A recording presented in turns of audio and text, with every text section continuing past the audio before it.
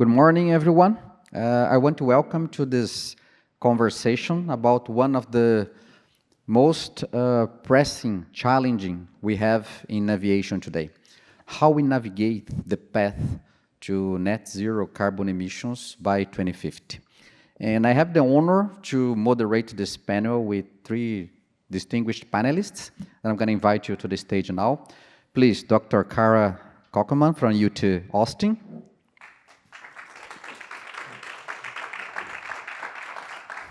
Okay. Chris Cyples from United Airlines Ventures. And Pratik Chandok from Neste.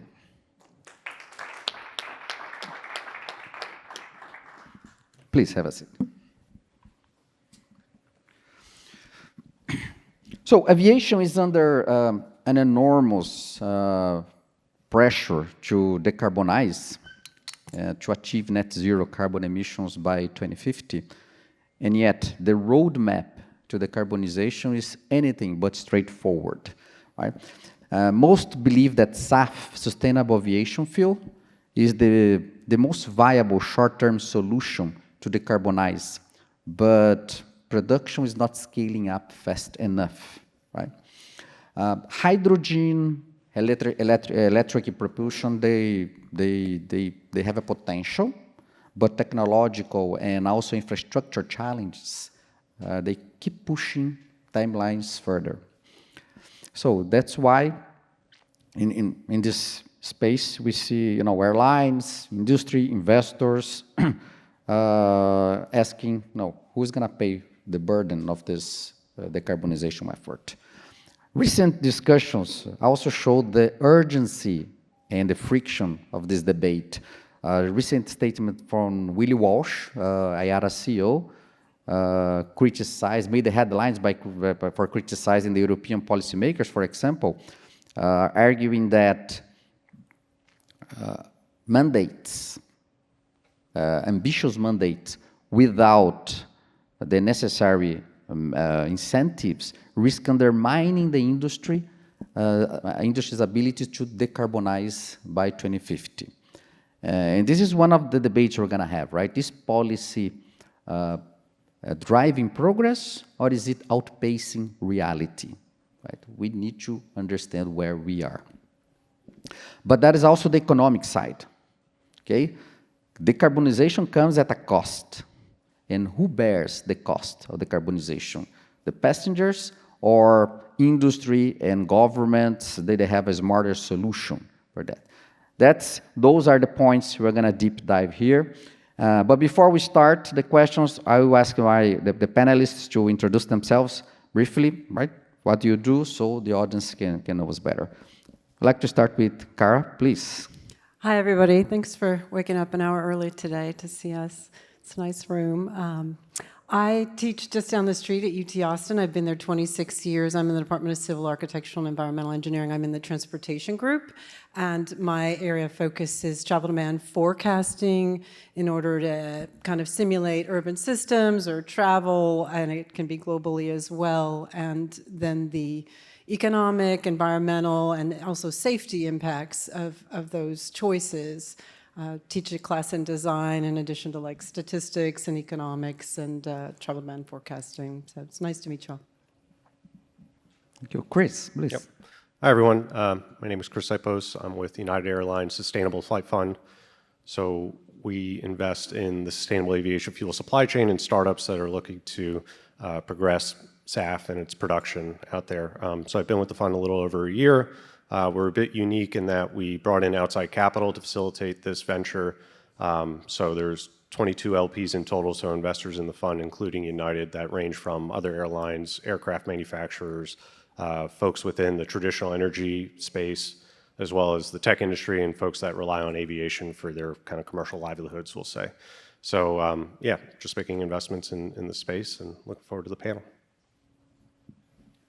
Please, Pratik. Hi, everyone. I'm Pratik Chandok. I'm the technical manager for sustainable aviation fuel at Neste. So Neste produces renewable diesel and SAF, the global largest producer of SAF in the world.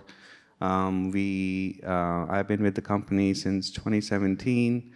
and working to commercialize and supply SAF in the Americas region. So very happy to be here and be part of the panel. Thank you, Pratik. Let me stay with you, because you said Neste is one of the biggest SAF producers nowadays. And aviation industry, this is SAF as one of the major decarbonization tool, right? Because it's available, short-term solution, but production is not scaling up fast enough. That's what we have been hearing, right?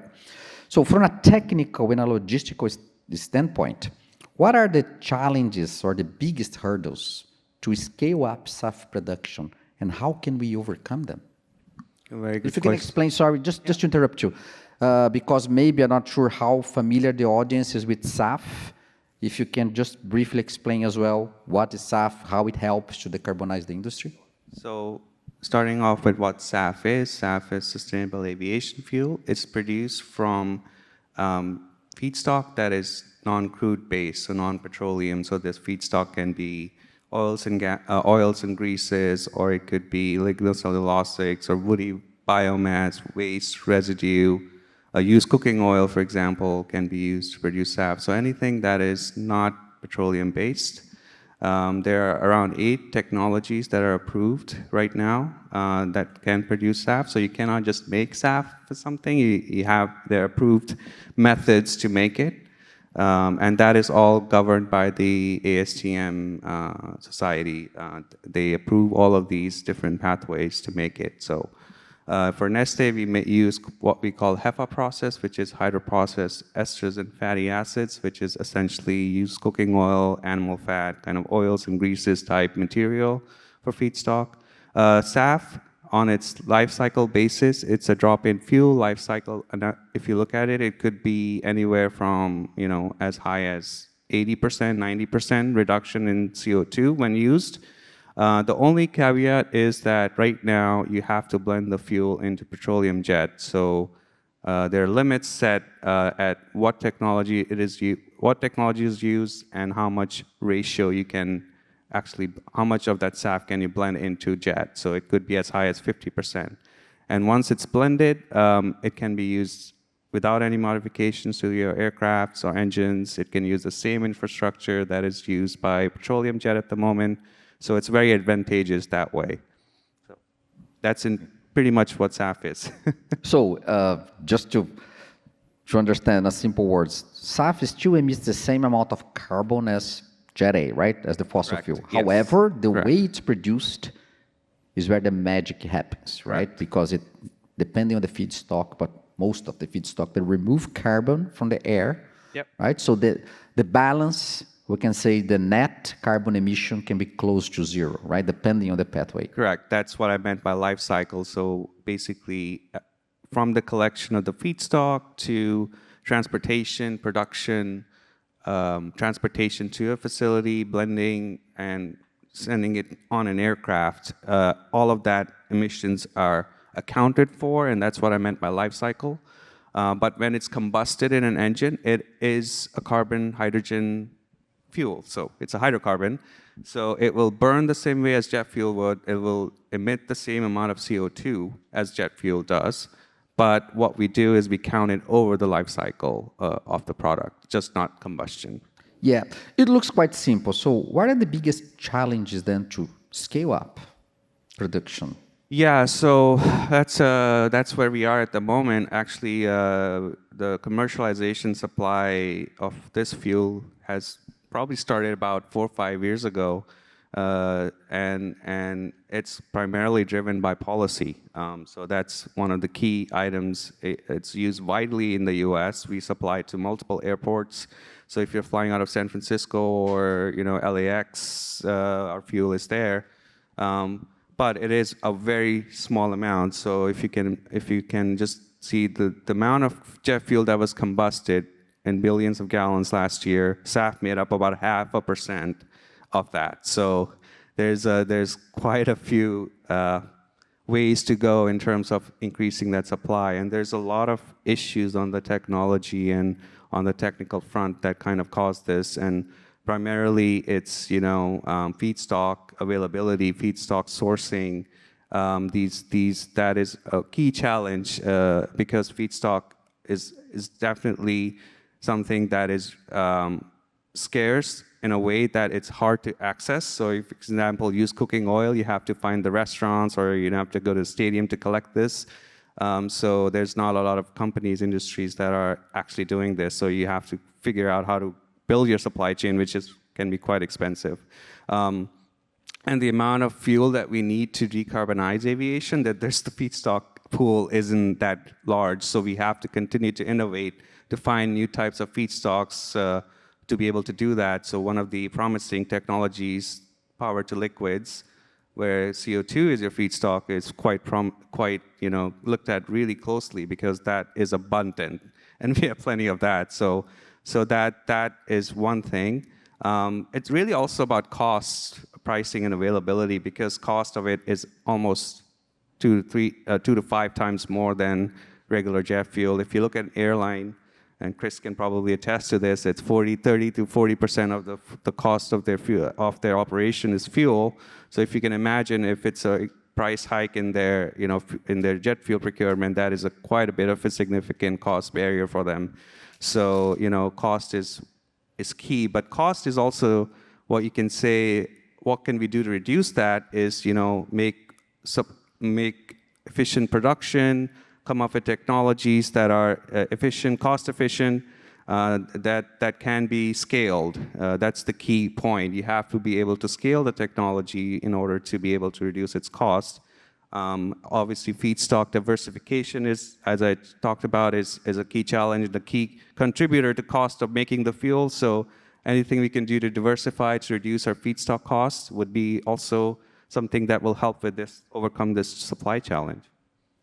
Oh, great. So we're going to talk a lot about cost. I think this is important, right? It's not only the supply, but the cost. That brings me to Chris. I believe that venture capital plays a key role on technology development to bring costs down and also scale up production, right? And we see in the news many startups with different technologies offering or trying to develop different technologies exactly with that purpose, to reduce costs and increase and scale production. Chris, what makes a startup in this space investment worthy, and what can hold back capital inflows? Yeah, so in terms of what we look for in our venture fund, right, just to take a step back. So as I mentioned in my introduction, we're a bit different than a traditional corporate venture capital group in that we are managing outside money, right? So we have our LPs that we're held accountable to. So our North Star in terms of how we're judged by performance is generating returns for our investors. And so that has a bit of an influence in terms of how we think about the world in terms of, what startups make sense. And at the end of the day, all of these startups generally that we look at are developing novel technologies, generally capital intensive, right? If you want to build a plant.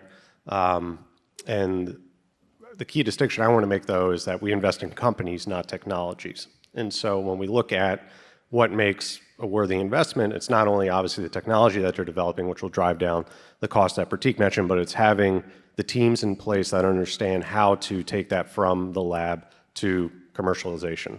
And so we put a lot of emphasis on that, and we've certainly seen a spectrum of founders in this space, right, where some are heavily focused on their technology and expect that, if I build it, they will come in terms of demand. All I have to do is just prove my technology, and the demand for my product will be there. And then on the other side of the spectrum, we have folks that are a bit more proactive, recognizing that, you're playing a chess game where you have to see not only multiple moves ahead, but you have to, make the moves that are currently available to you, right? In terms of developing both their technology, but also their commercial pipeline, and understanding how that impacts your second point, which is capital inflows to the space. And so if you think about traditional venture capital, you have, somebody raising a seed round, they have a grand idea, maybe they've been working on their PhD work, right? And they think, hey, this could have commercial applications in the sustainable aviation fuel space. But, as you develop and continue to commercialize, and like I said, this is a capital intensive space. So, to build a single plant, and Pratik, feel free to comment on this, but there was a report from the World Economic Forum that just came out in February. And so to build, I think it was about 160 million gallon a year Heathrow plant, it's $700 million, right? So it's not a chunk of change you just find on the sidewalk somewhere. So you have to be really thoughtful about where are you getting your capital from as a startup. And just to put that number in context, our fund has a little over 200 million under management. So even us, we can't say, you know, we'll just do it alone, we'll go build a plant. We don't have those finances. So you have to understand where you're getting your capital from along the way. And at one point, if you want to build, own, and operate a facility that produces SAF, you know, what investors are available to me once I get to that point. And that lends itself to traditional infrastructure capital. So there's entities out there with much larger checkbooks than we have in terms of being able to write checks, be able to build physical assets. And we've seen some of this in the space. Two companies that come to mind in the power to liquid side, which is essentially reversing combustion. 12 and Infinium have signed infrastructure financing deals with traditional partners in the space. So TPG and Brookfield are two names that come to mind. And so you are seeing movement in that in the space, but that's kind of a key point that, you know, if you're looking at companies, are they thinking about those types of things now, or do they just once again expect that their technology will be the cure-all or the magic bullet for all of the work that's required to build and ultimately have a successful company? Oh, that's great. Let's go back to the objective, right? Decarbonize the industry. How can we accelerate the decarbonization efforts? But many argue that technology itself won't be enough to decarbonize the industry. So, Kara, in your perspective, what are the other levers we can pull? Economic levers, policy mandates, maybe carbon pricing. What are the levers we can pull to help the industry to decarbonize or to accelerate the decarbonization efforts? Right. Well, it's hard with the physics of aviation to really decarbonize quickly or 100%. So I think labeling is super important. Education is super important, not because I'm an educator, just because I know it works with me and with others when we do surveys. Simply telling people what a different vehicle that they might purchase in the future emits in terms of pollution and its effect on other people in the case of, you know, ozone precursors or particulate matter, and you know, diesel's really bad at that. But in the case of aviation, I mean, the big impact is the global warming, and so it's 2 to 4 times the impact that you would guess. So if you just looked at how much the fuel is burning and how much CO2 is directly released, the actual global warming impacts, because it's emitted at elevation where the contrails and the vapor and some other atmospheric chemistry is happening, it's like 2 to 4 times. How many people know that? How many people know that 1 ton of carbon is effectively 2 to 4 times as bad when burned from the airplane that you're on? You guys know this, yeah. So like when I buy out my carbon credits for all the flights in my family, I'm paying double, and I should probably be paying triple or something. And of course, I'm here in this first world country where we use more fossil fuels than anybody. So based on the purchasing parity, you know, I should probably be paying $400 a ton for the carbon that my aircraft would directly emit. But I think atmosphere, FAIR, in Germany is charging me about 200. And it only works out to like 10%, maybe 15% of my flight costs. So it's not a huge deal. It's not a killer. I mean, if you just don't sleep in this hotel at night and find something cheaper, you can easily offset that cost, given the rates that I hear they're making you guys pay for this event.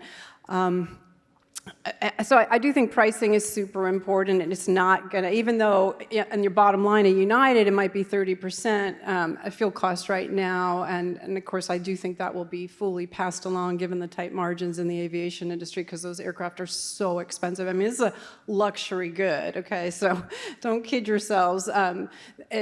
I think, you know, pricing is super important. It's not going to have a huge impact. Aviation's been growing at about 4% a year globally.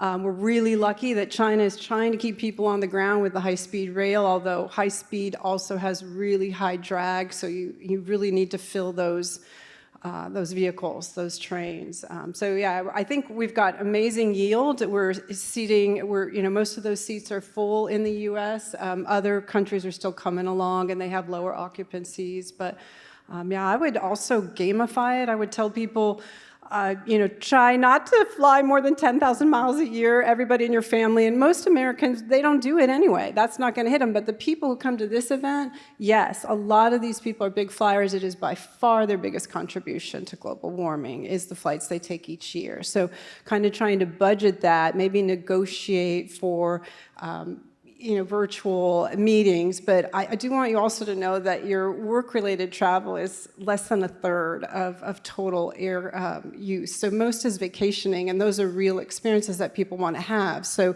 it will mean, fewer people going abroad, but abroad is really kicked off, and those flights, are very long distance really easily because we're traveling like 350, 400 miles an hour once we're up. So I try to keep people on the ground because of that big factor of radiative forcing at altitude from these aircraft, and I would definitely label and I would definitely price, and I wouldn't expect the demand to drop that much. So if prices go up 25%, I'm expecting like a 5% reduction in demand. So demand is really where it's at, is not forcing the technologies too early. Demand is really where it's at, but I can tell you as I look out on the street out there, Americans keep buying and building bigger and heavier and more grotesque vehicles.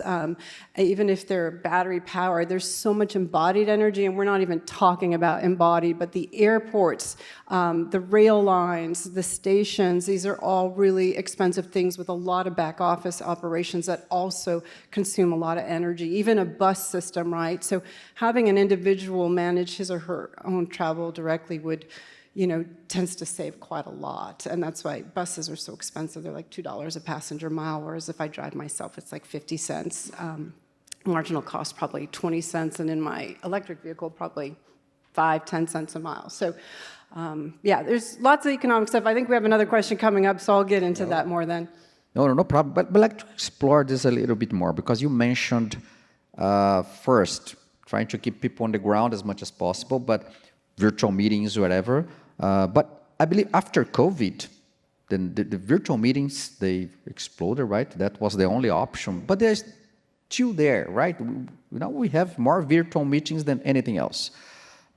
But still, aviation is still growing anyway, with virtual meetings, right? I've seen people doing virtual meetings inside a plane, now with the internet connection, right? That's one point. And there are things that cannot be replaced, like visiting families and relatives, right? You must be present, right? A wedding, a birthday, or just holidays. You don't do virtual holidays, although it can be possible in some cases.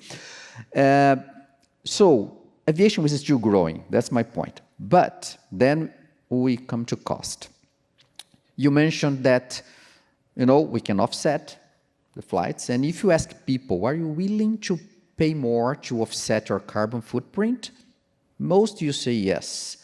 But when we see people who actually pay extra, the number is 1% or less. So why you see that difference, right? People, they say they want to offset their carbon footprint, but when they have the option to do so voluntarily, they kind of don't do it. So that's because nobody else is required to do it, so they say, why me? I'm just a snowflake here on the tree, but that branch will break if everybody has to do it. And it's easy, but you can also have people with, that gamification, if you really cannot force it, and it's very mild pricing. You can start at $50 a ton or something. It's really mild. It's less than you pay in taxes for airport fees and that kind of thing. So when we talk about the cost of the airline, there's a lot of other fees that are on top of your ticket, and they don't see that. United doesn't see that, but the passenger absolutely does, and that's part of why it gets so diluted if you try to include this. Oh, great. So policy need to enforce, right? So Pratik, I think SAF adoption then relies a lot on policies, right? Being passengers being forced to pay, or airlines being forced to use. What policies do you believe are most effective? Because we see different policies around the world, right? In Europe, it's different. The US, there's no policy, but in Brazil, there is a policy, but it's at least slightly different than Europe. And you see those different policies. In your experience, right, what policies are more effective to drive SAF usage?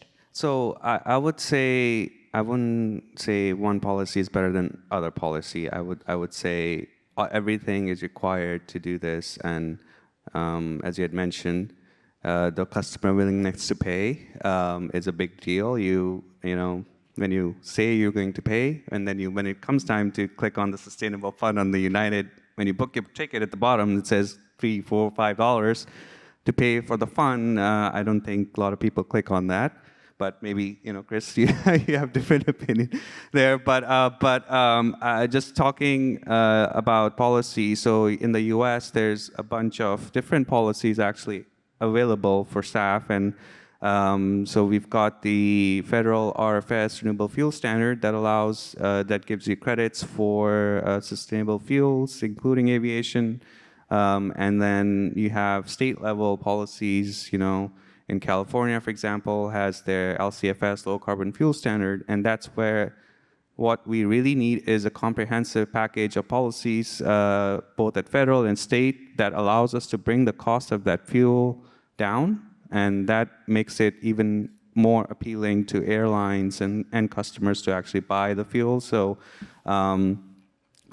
most of the sustainable fuels, renewable fuels, are found in states which have state policy. For California example, that's where most of our consumption of fuel happens, is because there's a state level policy there that allows us to bring that cost, that premium down for the airline. In Europe, there's a different way to do things. There's a mandate. So the mandate forces airlines to use the fuel.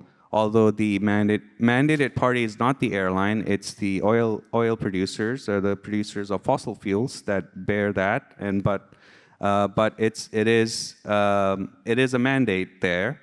I think like I said, it's a policy that there's really, you know, we need a mixed bag. Not one policy is better than the other. Although I think incentivized markets, like US, we have seen a lot more activity. So I think that means there's more production in the US. There's more usage of the fuel, SAF, in the US. So I think if you're just looking at it incentives-wise, I think incentivized markets tend to work a little bit better. But I would say we, as Neste, we don't have any, we are happy to have any policy that helps us increase the supply. So, yeah, supply really needs to scale up. But Chris,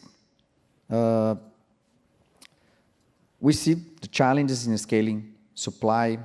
We see those technological challenges as well to reduce costs. Not only about SAF, but other technologies as well. We just recently, we saw Airbus announcing a decade-long delay on their hydrogen, the zero hydrogen project, for example. Some were relying on hydrogen for decarbonization in 2050. That may not be a reality. But the point is, what if both SAF and other technologies, hydrogen, electrification, what if they fall short of 2050 target? Is there an alternative for aviation? What can we still do to, continue growing in this industry? Yeah, so I'm a chemical engineer by background, so I've never designed an airplane, but the engineering requirements I can imagine for keeping a metal tube in the air, flying at hundreds of miles an hour and tens of thousands of feet, and doing that safely day in and day out are very specific, right? So when you think about, the fuel requirements for long-haul travel, it's tough to get away from hydrocarbons, as Pratik mentioned, right? But that being said, the way we view the world from an investment perspective is, SAF at the end of the day is just a specific arrangement of carbon and hydrogen. And there's an entire supply chain that needs to be built out to support those efforts, going all the way back from you need technologies that can convert sources of carbon and hydrogen into jet fuel. You have to figure out where those sources of carbon and hydrogen are coming from. And then you have to figure out where's all the energy to drive all of that, right? And it has to be renewable. Otherwise, what's the point of burning natural gas to go make SAF, right? So I haven't done the life cycle assessment on that, but I assume that doesn't pencil very well. So that being said, we look at investing across that supply chain, and it's a very important way to think about the space, in that ultimately it could help drive innovation towards SAF or provide potential for alternatives at the end of the day. So if you look at our portfolio, the way it's constructed, we do have investments in companies that are doing that direct conversion of carbon and hydrogen into jet fuel. Startups in the UK, one here in the US, that are both pursuing that and improving on technologies that exist today to help drive down that cost.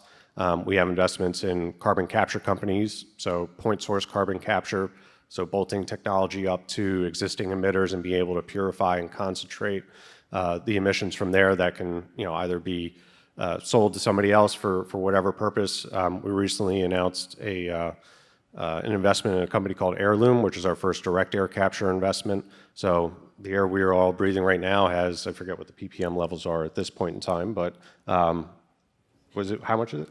I'm guessing 400. Okay, so 400, anyway, so 400 ppm, right? So point being, you're able to capture that CO2 that's already in the air and concentrate it to a purity that, you could sell to the market, right? That's where direct air capture's responsibility ends in terms of what they're generating as a product. So if you look at that, one way we think about investing in all those things is, and Kara, you alluded to it earlier, is dollar per ton of CO2 abated. And so where is the capital going to be funneled? Most likely where it's the cheapest place to abate. And we need those technologies to support a sustainable aviation fuel supply chain, right? We need producers of hydrogen, we need producers of carbon dioxide, we need conversion technologies. And so finding as a way to kind of normalize those against one another, using that dollar per ton of CO2 abated as a proxy for what may or may not be interesting. So that's how we think of the world in terms of ultimately investing in the space. And obviously there's opportunities beyond SAF for those technologies. So hydrogen's used as an example to make fertilizers. It's used in oil refining today, which ultimately, electrification, right, that should go away. On the carbon front, right, seeing changes there. So we're, like I said, looking at a variety of technologies across the supply chain. Just want to emphasize how important it is that all those things need to come into place to develop the SAF that's ultimately needed. So let me, just a follow-up question to you, Chris. Try to make it simple. Maybe I'm wrong with the numbers, but I've heard that 40% of global emissions comes from the grid, right? The electricity. Only 60% of the electricity in the world is from renewable sources. Still 40% we use fossil fuels to produce, or coals, or other. And then let's suppose that we can produce green electricity. And instead of just putting that into the grid, we use the electricity to produce SAF, being first hydrogen and then capturing carbon from the air, and then produces SAF to burn it again, right? And then make a cycle.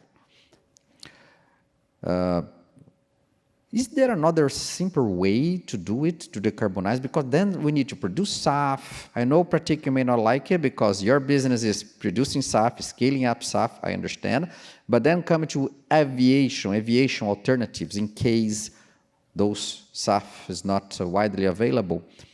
Would, for example, because the objective is to achieve net zero, right? Aviation, unless you use hydrogen, which is, I know it's not going to happen anytime soon. But otherwise, we just need to make that cycle zero. It can be through SAF, or maybe, what if aviation just use carbon removal, capture carbon from the air, and put it underground? The same amount of carbon that you emit, capture, put on the ground, net zero, right? We shorten the cycle, let's say, instead of producing SAF, to do the same thing. That's an alternative. I'm asking you, do you believe this is a viable alternative, or, of course, there's a price to it, and then you have to balance, right? The SAF price versus the carbon removal price. Then we have technology on this as well. I'm not saying that there's a silver bullet, but could that be a viable alternative or not? We just focus on SAF because then you have to produce energy as well. And what's your view on that?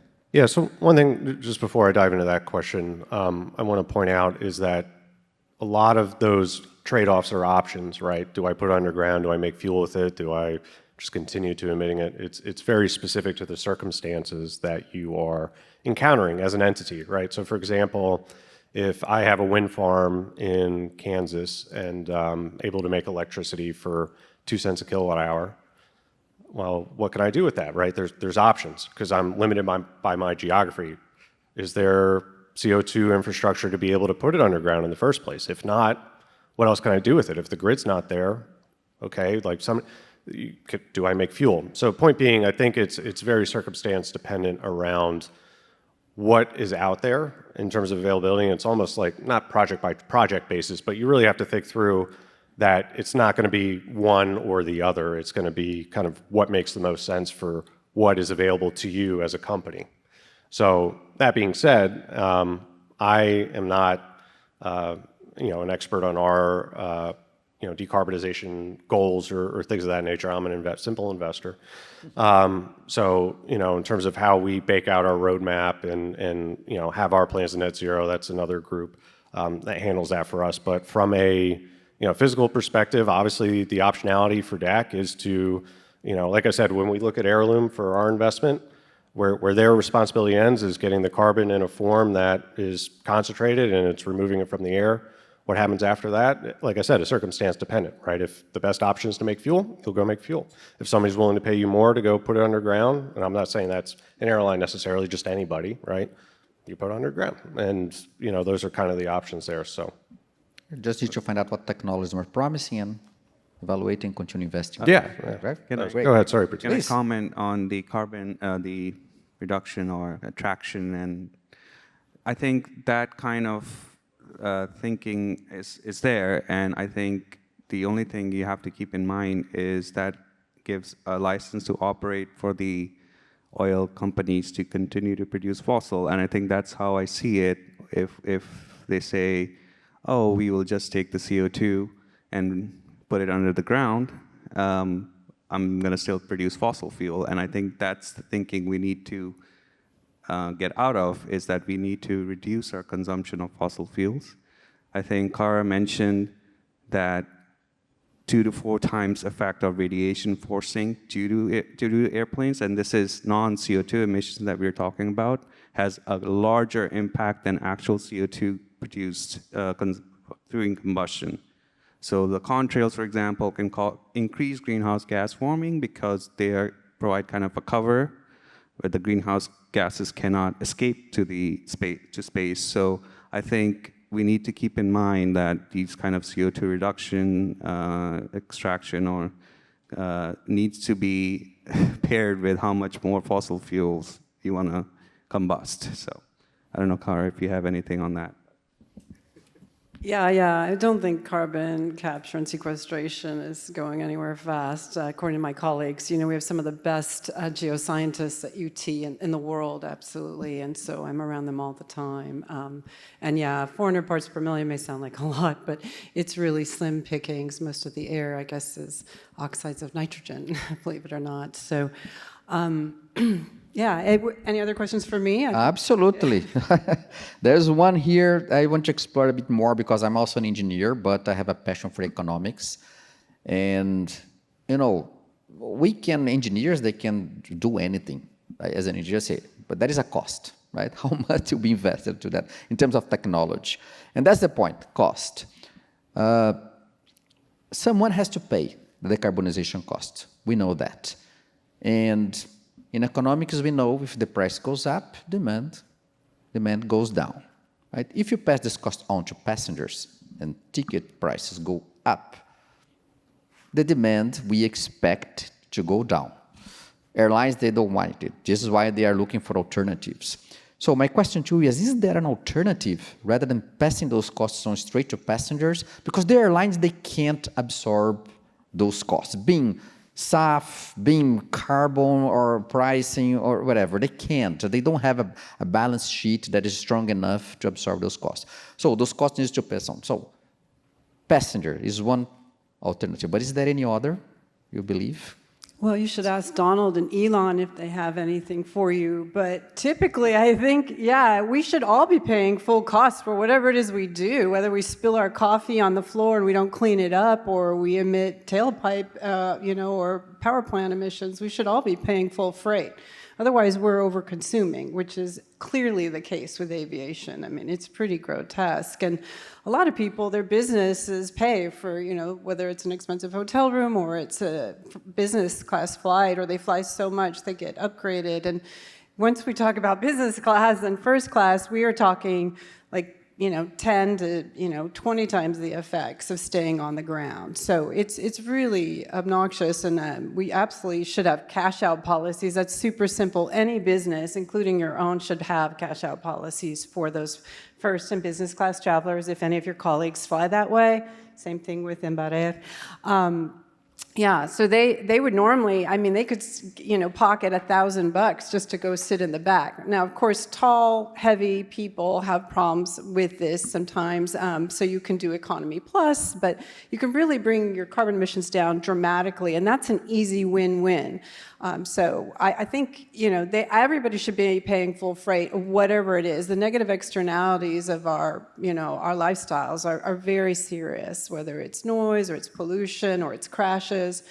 So I don't think we could pass the buck on to anybody else. The fish have already absorbed enough with the acidification of the oceans and the glaciers. And I think, the other species have already been decimated. Over 60% have died. In terms of wildlife, mass is gone in the last 50 years alone.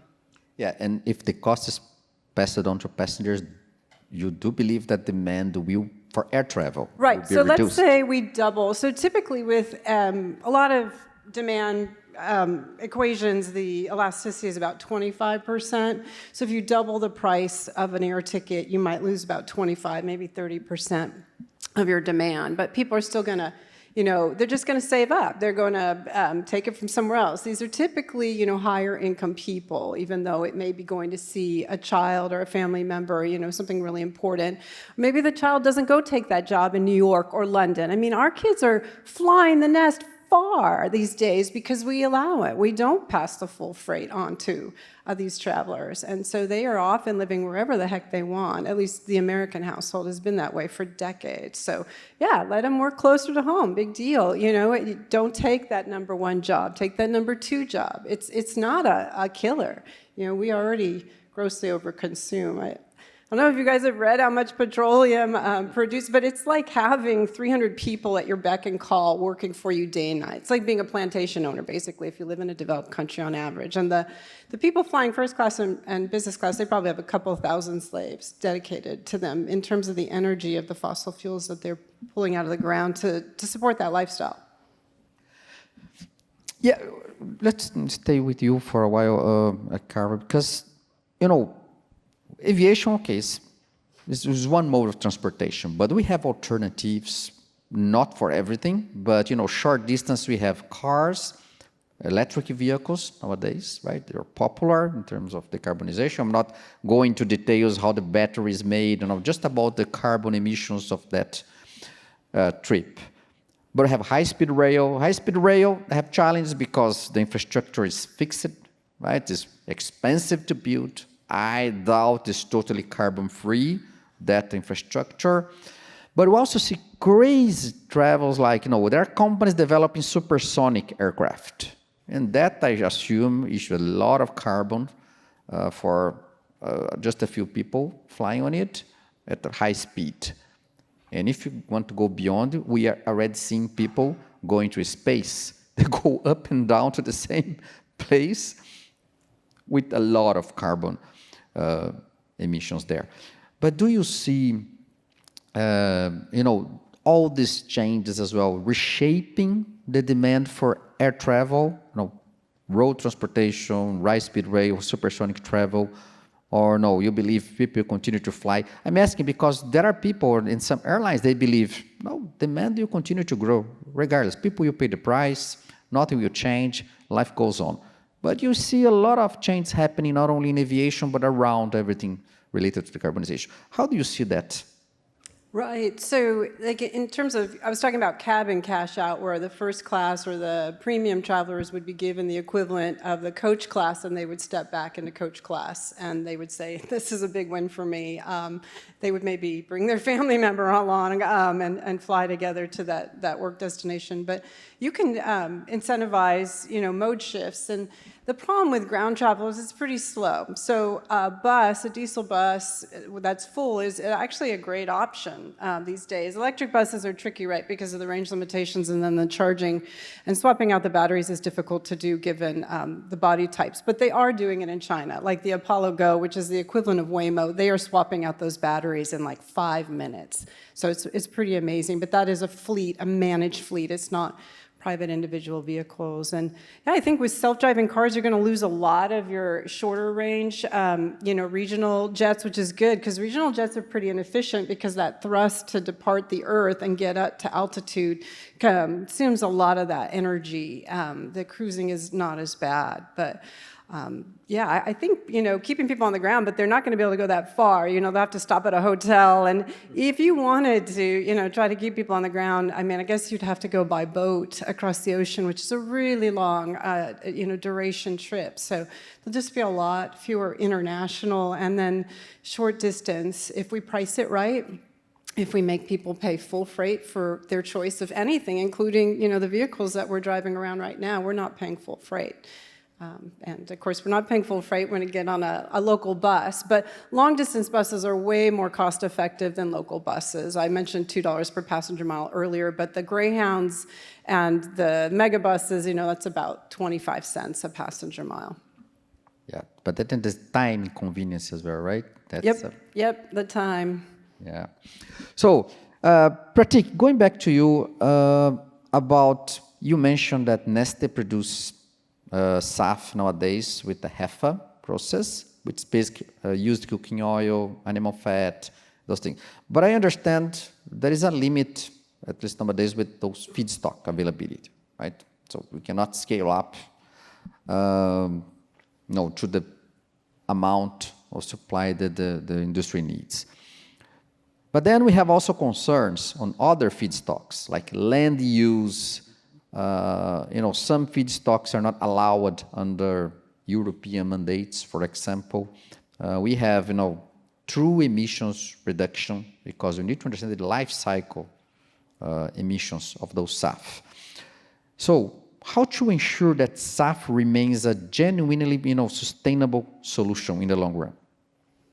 Yeah, so the key in SAF is sustainable, and that is a key driver for even end users like airlines to use the fuel. It needs to be sustainable, and it's reducing their greenhouse gas emissions. So at Neste, we take it quite seriously. The sustainability aspect of the fuel, that means the feedstock itself is sustainable, the labor practices that we used, for example, the water usage, and all of that is taken into account to make sure that the fuel produced in a sustainable way and it can be classified as one. There's a lot of organizations there that actually provide certificates for sustainability. One is ISCC, and then there's another one is RSP. These two are actually recognized by ICAO as certifying bodies that establish sustainability of the fuel and the production of it, as well as transportation.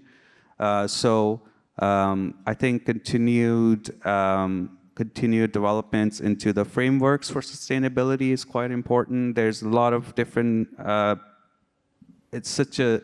fuel has just started. We are just in the beginning phases, so there's a lot of opinions around how to classify SAF as sustainable.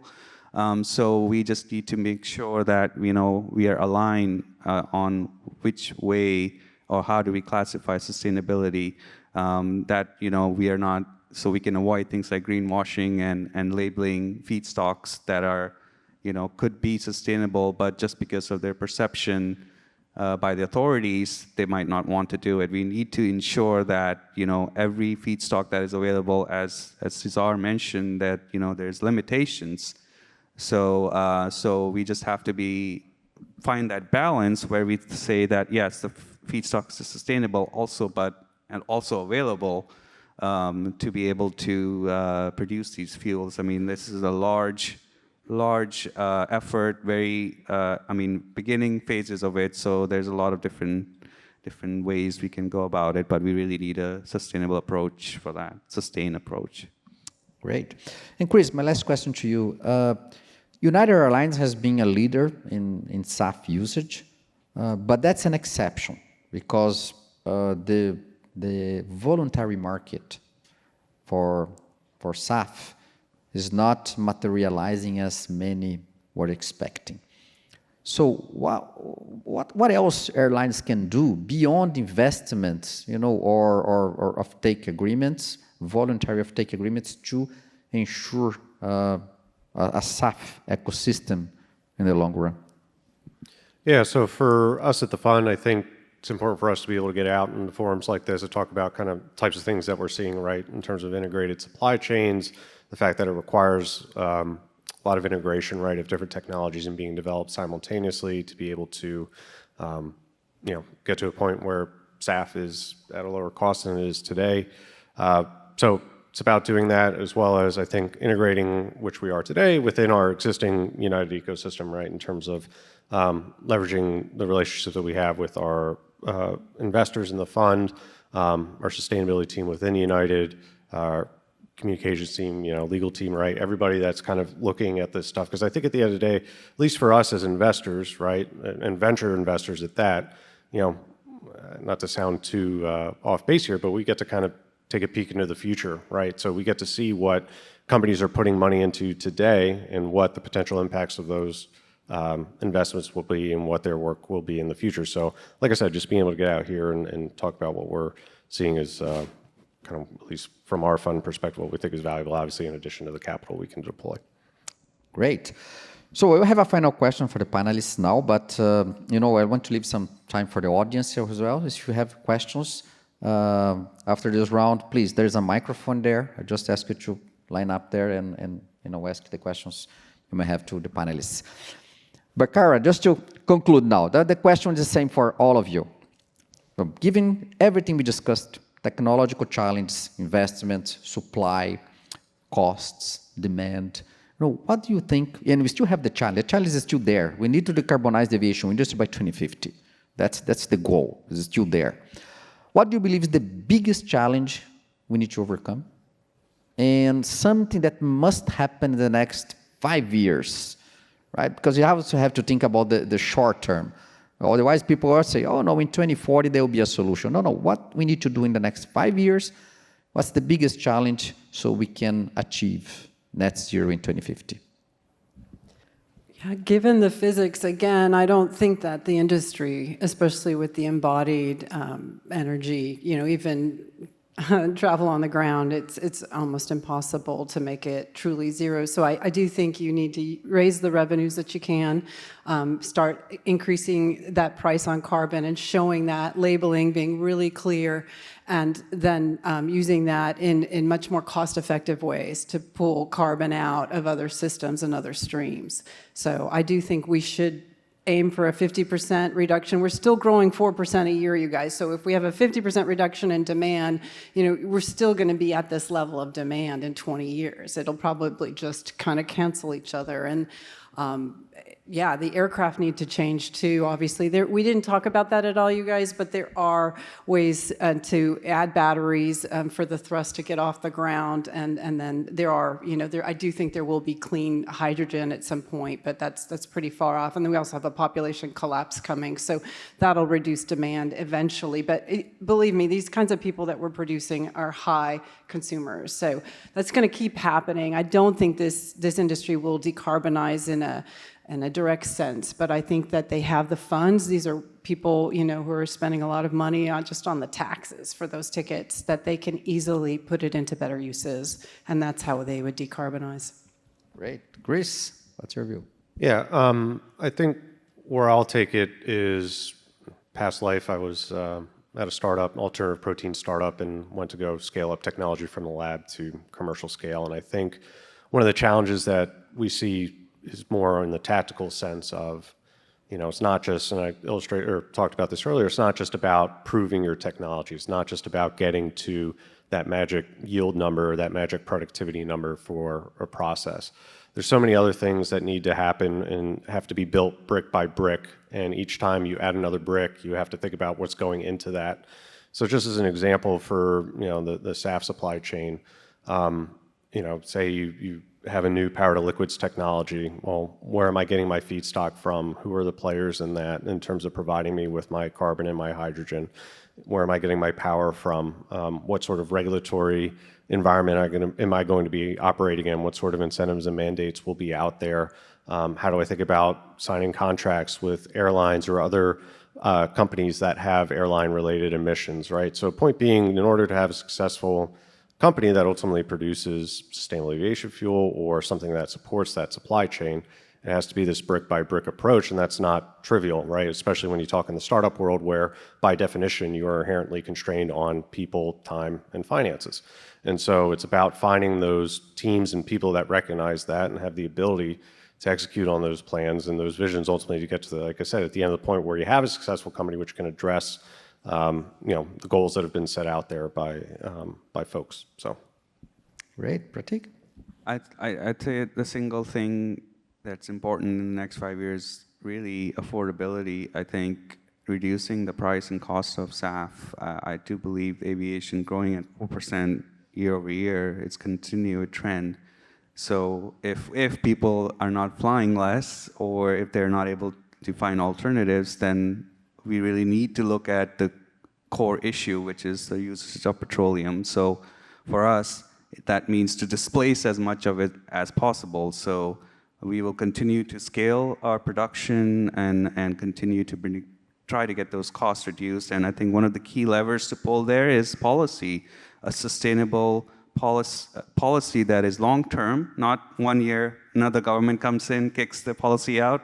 A sustainable long-term policy that allows investors to actually say, yeah, this is a viable field to invest in, get a return, and be able to do that quickly in short term is to get that policy more sustained, not have changes to it, and this way it increases investor confidence. The capex for building a HEFA facility is in the billions, and that's the most available commercial scale. So can you imagine a power to liquid facility will cost? So I think bringing that capex, bring the government working to provide funds for loans. There was a great example that happened in the IRA that Montana Renewables received almost $1 billion in loan guarantees, which is what we need. We need to continue to scale to bring those costs down, and that's the key question. The key thing here is affordability of the fuel, so airlines can actually use it, and not be that much of a cost burden. Great, thank you, Pratik. So we still have a couple of minutes left for questions from the audience, maybe 1 or 2 questions. If you can just use the microphone.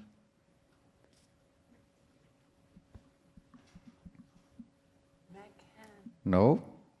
Do you have? If you can. Okay. I can start. So the question was around the cost and what it is. It's actually almost, so for HEFA scale, commercially scaled volumes available, just the 100% portion of it is 2 times more expensive than fossil fuels. So if you're looking at, $2.50 or $3 a gallon of jet right now, that gallon of SAF would be around $6-7. And then policies like the LCFS and the RFS almost provide $2 to $50 a gallon reduction in cost. And then there's also state level, for example, Chicago, the hometown of United, actually has the state has a tax incentive, $1.50 a gallon. So you can imagine just adding up all of these will bring that cost down significantly. And I mentioned the fuel isn't used 100%. It's used 30 to anywhere from 30% blend to 40% blends that I've seen in the market. So you're paying 30% of that cost of the full gallon, essentially. So it's those premiums really come down with those policies. But somebody else is paying for it, obviously. So I think you should just, enforce, a carbon tax and the contrail tax, whatever you want to call the radio forcing that really occurs up at elevation from all of the dynamics in the air. And so at the end of the day, if you were 100% SAF, which the planes can't handle right now, I think they can handle about 50%, but if you were 100% SAF, I think your ticket price might go up by about 10%, but the price to the airline might go up about 15, 20%. And this is in the future, so the costs are going to come down a little bit. But yeah, that's the best prediction for 2050. And that's still a 70% reduction. It's not a zero carbon solution. And you have to be really careful how you build the aircraft and you build the airports and things like that. Great. So our time is out. We'd like to thank you, all panelists here, for the interesting discussion. We are far from covering everything because the subject, can go on and on and on. And I invite you all to follow this topic, right? How aviation can achieve net zero by 2050, because it affects all of us, our lives, everything, the economy, so our jobs, everything we do. So thank you very much for attending this panel, and please.